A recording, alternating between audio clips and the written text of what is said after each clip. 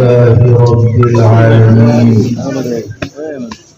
أشهد أن لا إله إلا الله وحده لا شريك له وأشهد أن سيدنا ومولانا محمدا عبده ورسوله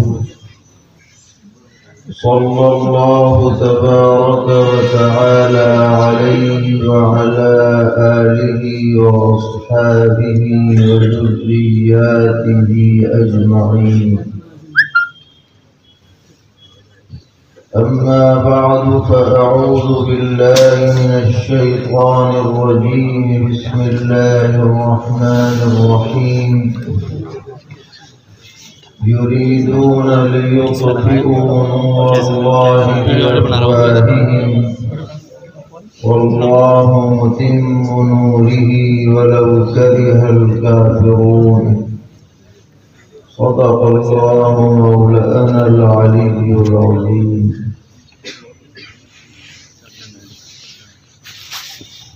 حضرت صدر محترم معزز اساتذہ کرام طلبہ عزیز حاضرین مجلس، ہمارے لیے سعادت کی بات ہے کہ اس مبارک مجلس میں شرکت کا موقع مل رہا ہے۔ پچھلے سال بھی مخدوم گرامی حضرت مولانا سید محمد شاہد صاحب نور اللہ مرقدہ نے حکم نامہ بھیجا تھا، لیکن بعض اعذار کی وجہ سے حاضری نہیں ہوئی۔ اس سال بھی حضرت ناظم صاحب دامت برکاتہم نے حکم فرمایا تو اپنی سعادت سمجھتے ہوئے اس مجلس میں حاضری ہوئی ہے، اور جو پروگرام ہمارے عزیز احباب نے پیش کیا اس سے اندازہ ہوا کہ موضوع سے متعلق اچھی محنت کرائی جا رہی ہے، جس کا مختصر نمونہ اس مجلس میں پیش کیا گیا ہے۔ بہت سے لوگ یہ سمجھتے ہیں کہ عوام کے درمیان بس نماز روزے کی بات ہونی چاہیے،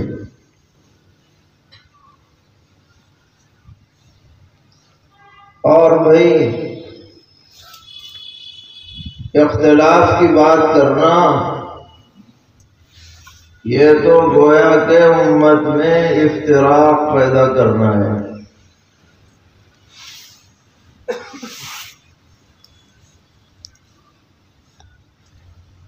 بہت سی جگہوں پر جانا ہوتا ہے، لوگوں سے بات چیت ہوتی ہے،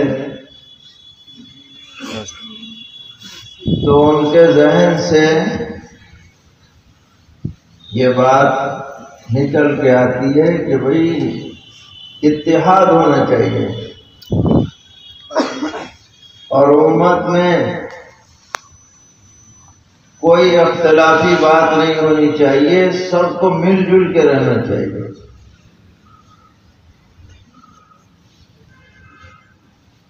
تو یہ جو نظریہ ہے یہ صحیح نظریہ نہیں ہے۔ اگر صحیح اور غلط کو الگ الگ نہیں کیا جائے گا تو صحیح صحیح کبھی رہ نہیں سکتا۔ صحیح کو صحیح رکھنے کے لیے غلط کو غلط کہنا ضروری ہے۔ اور اگر ہمارے اسلاف نے اکابر نے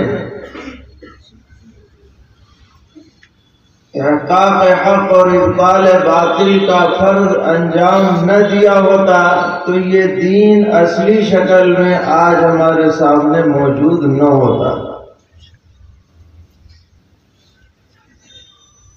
تو ہر عالم کی یہ ذمہ داری ہے اور یہی ذہن ہمارے اکابر بنا گئے ہیں اور بنا رہے ہیں کہ ہمیں حق کو واضح کرنا ہے اور باطل کے بطلان کو لوگوں کے سامنے بیان کرنا ہے۔ آپ نے بار بار سنا بھی ہوگا، پڑھا بھی ہوگا کہ سرور عالم صلی اللہ تعالی علیہ وسلم کے دنیا سے پردہ فرمانے کے بعد ایک لہر اٹھی ارتداد کی، اور کچھ تو بالکل ہی پرانے دین پہ چلے گئے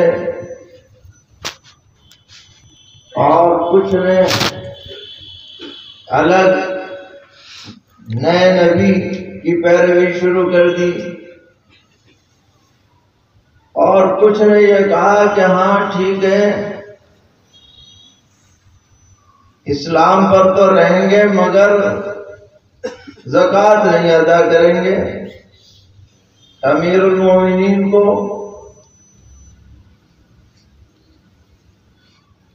ایسی خبریں ہر طرف سے آنے لگی تو مشورہ ہوا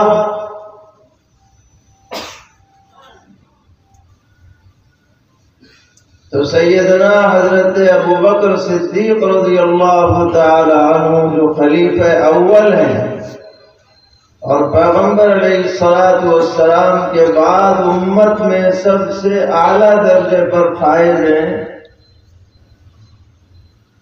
انہوں نے فرمایا کہ اگر کوئی شخص پیغمبر علیہ السلام کے زمانے میں ایک رسی بھی دیا کرتا تھا اور اب منع کرے گا تو میں اس سے بھی جہاد کروں۔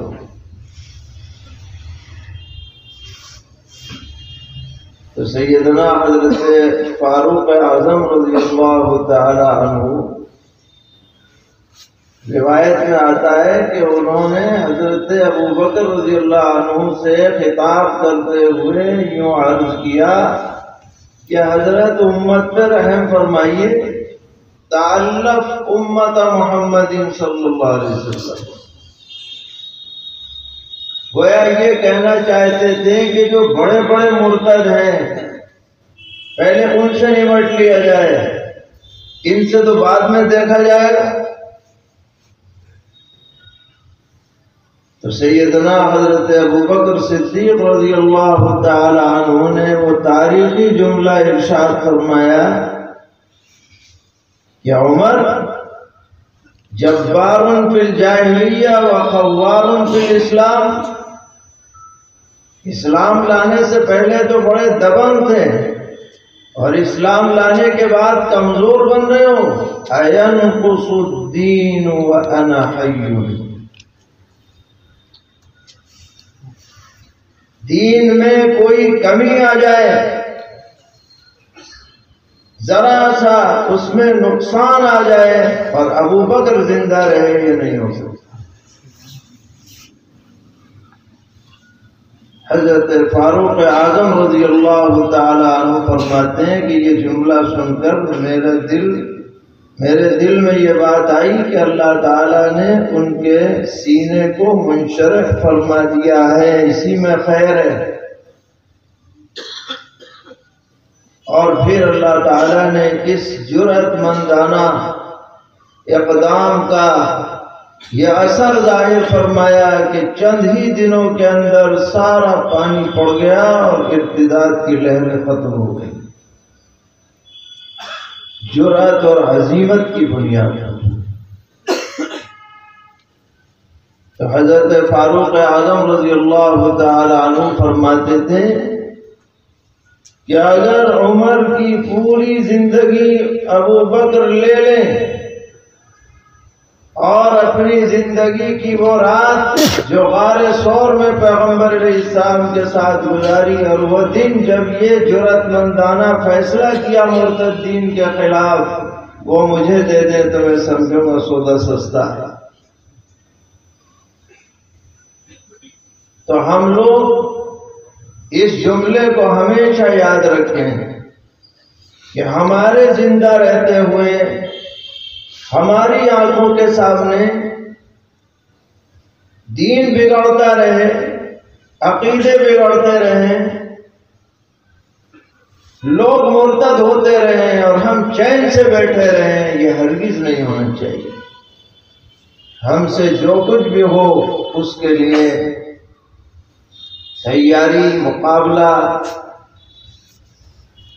اور لوگوں کو راہ راست پر قائم کرنے کے لیے محنت، جد و جہد جیسی بھی ہو وہ کرتے رہنا چاہیے۔ یہی ہمارا امتیاز ہے۔ اسی کی تیاری کے لیے یہ شعبہ یہاں قائم کیا گیا اور الحمدللہ حضرت مولانا راشد صاحب دامت برکاتہم نے بتایا کہ سال بھر اس کی محنت جاری رہتی ہے۔ شہر کی مساجد میں بھی بیانات ہوتے ہیں، اس شعبے سے وابستہ طلباء کو تیار کر کے بھیجا جاتا ہے۔ تو یہ جد و جہد مسلسل جاری رہنی چاہیے۔ ابھی ہم یہاں پڑھ رہے ہیں، لیکن جب ہم فارغ ہو کر اپنے اپنے علاقوں میں جائیں اور وہاں جمعے کے بیانات میں یا دیگر مواقع پر گفتگو کرنے کا موقع آئے تو ان باتوں کو بیان کرنا چاہیے۔ حضرت والد صاحب نور اللہ مرقدہ فرمایا کرتے تھے کہ ہم نے تو یہ سمجھ رکھا ہے کہ جو ظاہراً منکرات ہیں ان پر نصیحت کی جائے، جو معروفات ہیں ان کی طرف توجہ دلائی جائے، اسی کے ساتھ ساتھ جو غلط نظریات دنیا میں پھیلتے جا رہے ہیں ان کی تردید بھی ہماری ذمہ داری ہے۔ حضرت فرمایا کرتے تھے کہ اپنے بیانات میں ختم نبوت کا موضوع اہتمام سے ذکر کیا جائے۔ کان میں بات پڑی رہتی ہے، کبھی نہ کبھی کام آتی ہے۔ ایک عامی مسلمان جب بار بار یہ سنے گا کہ سرور عالم صلی اللہ تعالی علیہ وسلم کے بعد کسی کو نبوت عطا نہیں کی گئی اور آپ خاتم النبیین ہیں، بار بار اس کے کانوں میں یہ بات پڑے گی، تو اگر کوئی غلط آدمی اسے گمراہ کرنا چاہے گا تو اس کے کان کھڑے ہو جائے گا اور وہ آسانی سے اس کے دامن فریب میں مبتلا نہیں ہو۔ خاتم النبیین کا ترجمہ کرتا ہے کہ اس کا مطلب یہ ہے کہ آپ مہر ہیں، لہذا آپ جس کے لیے مہر لگا دیں وہی نبی بن جائے گا، تو میرے لیے مہر لگا دیں گے میں نبی ہو جاؤں گا۔ ایسی باتیں اس نے لکھ رکھی ہیں۔ تو حضرت والد صاحب رحمۃ اللہ علیہ فرماتے تھے کہ قرآن پاک میں جو الفاظ آئے ہیں اس کی جو تشریح نبی اکرم صلی اللہ تعالی علیہ وسلم نے اپنی زبان مبارک سے فرما دی، وہ رجسٹرڈ تشریح ہے، اور اب اس تشریح کے علاوہ کسی کی تشریح قبول نہیں ہوگی۔ اور وہ تشریح کیا ہے؟ انا خاتم النبیین لا نبی بعدی۔ یہ لا نبی بعدی حضور نے ترجمہ کر دیا خاتم النبیین کی آیت۔ اب تم لاکھ کہتے رہو کسی کی بات نہیں چلے گی، حضور نے لا نبی بعدی ترجمہ کر دیا، گویا اس ترجمے پہ مہر لگ گئی، اب اس کے علاوہ کوئی ترجمہ نہیں چلنے والا۔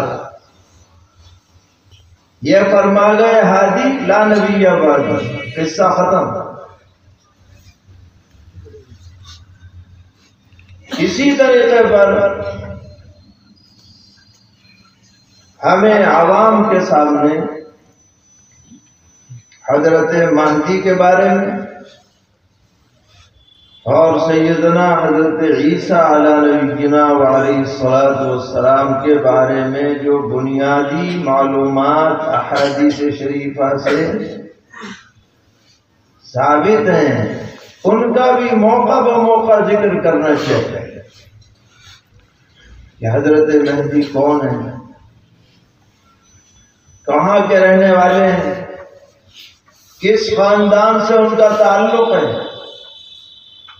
ان کے ہاتھ پر بیعت کن حالات میں ہوگی، کہاں ہوگی، کن سے وہ مقابلہ کریں گے، یہ ساری تفصیلات احادیث شریفہ میں موجود ہیں، جن کے رہتے ہوئے کوئی ڈھونگی مہدی اس کا ڈھونگ چل نہیں سکتا۔ اتنی وضاحت کے ساتھ پیغمبر علیہ السلام نے یہ باتیں بیان کر دی، ان کا مذاکرہ ہونا چاہیے تاکہ کوئی خفیہ طور پر لوگوں میں بات چلائے تو آدمی خود ہی جواب دے دے کہ تو جھوٹ بول رہا ہے۔ وہ موعود جن کا وعدہ ہے حضرت مہدی وہ یہ نہیں ہے، وہ تو وہی ہوں گے جن پر وہ ساری باتیں منطبق ہوں جو احادیث شریفہ میں ہیں۔ اسی طرح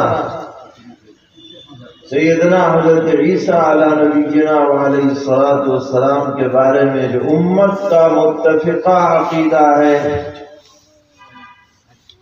کہ آپ آسمان پر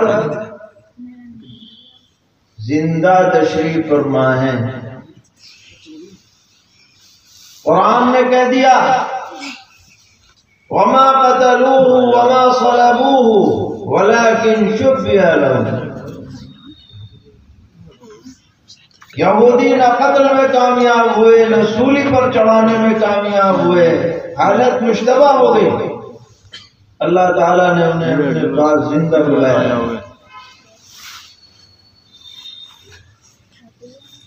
اور وہ زندہ تشریف فرما ہے اور قیامت کے قریب وہ نازل ہوں گے۔ صحیح احادیث میں نبی اکرم علیہ الصلوۃ والسلام نے فرمایا کہ عن قریب ابن مریم تمہارے درمیان آئیں گے حکما مقسطا اور یحکم بشریعت نبیکم، انصاف کے ساتھ فیصلے کرنے والے اور شریعت محمدیہ کے مطابق حکم جاری کرنے والے، یکسر الصلیب یقتل الخنزیر وَيَضَعُ الْجِزْيَةَ، صلیب توڑ دیں گے، خنزیروں کو قتل کر دیں گے، جزیہ کا حکم اٹھا لیا جائے گا، یا تو اسلام لاؤ یا جنگ کرو، تیسرا کوئی راستہ نہیں۔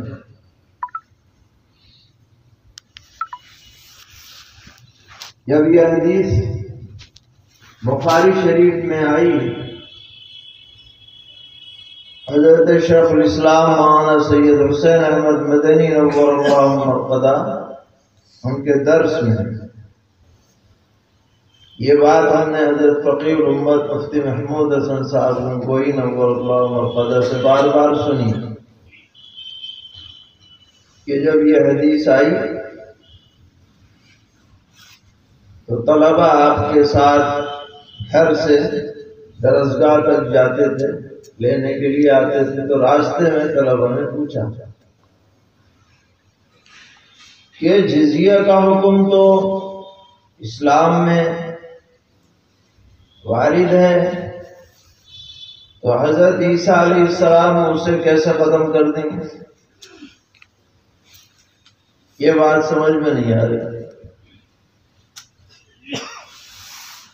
تو حضرت مدنی رحمۃ اللہ علیہ نے یہ سن کر فرمایا، کس نے فرمایا؟ طلبہ نے کہا جی کل حدیث آئی تھی بخاری میں فلاں ہے۔ حضرت نے پھر فرمایا، کس نے فرمایا؟ کئی مرتبہ جب فرمایا تو طلبہ کے سمجھ میں آئی کہ حضرت نے یہ وضاحت فرما دی کہ جزیے کا حکم شریعت میں نزول عیسیٰ تک ہی تک محدود ہے، اس کے بعد یہ حکم ہے ہی نہیں۔ تو یہ حکم خود پیغمبر علیہ السلام نے بیان کر دیا، تو گویا یہ بھی شریعتی کا حکم ہو گیا، انہوں نے تبدیلی نہیں کی۔ اور پھر ان کے ہاتھوں دجال قتل ہوگا، اور اللہ تعالی ان کے سانس میں ایسی تاثیر رکھیں گے کہ دجال اس کے اثر سے ایسے پگھلے گا جیسے نمک پر پانی ڈال دیا جائے تو نمک پگھلنے لگتا ہے، اور آپ کے سانس کا اثر آپ کی نظر تک جائے گا، جہاں تک آپ کی نظر جائے گی وہاں تک سانس کا اثر جائے گا، اور باب لد پر جا کر اس کو قتل کریں گے۔ شارحین لکھتے ہیں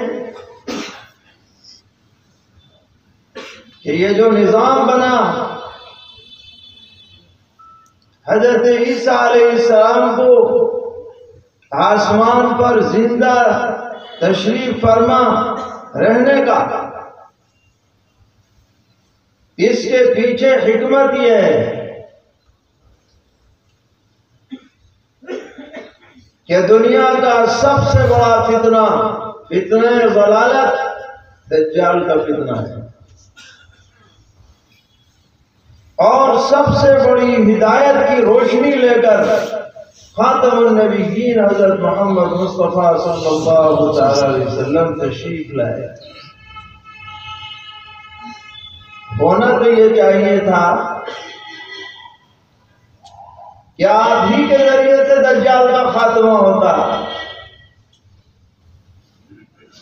لیکن اللہ تعالیٰ نے پیغمبر علیہ السلام کی شان کو اس سے بلند سمجھا کہ آپ بذات خود اس کو ختم کریں۔ اس کے لیے خاتم انبیاء بنی اسرائیل کو مقرر کیا گیا کہ وہ یہ کام انجام دیں گے، اور ان کے لیے یہ طریقہ اختیار کیا کہ ان کو زندہ آسمانوں پر رکھا ہے۔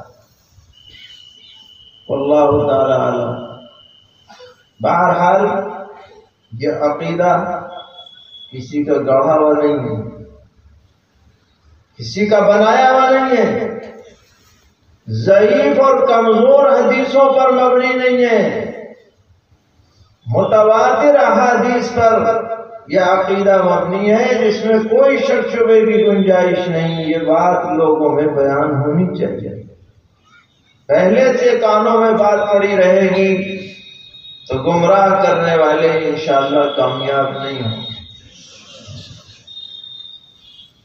اور جہاں تک قادیانیوں کی بات، ان سے جب گفتگو کا موقع آئے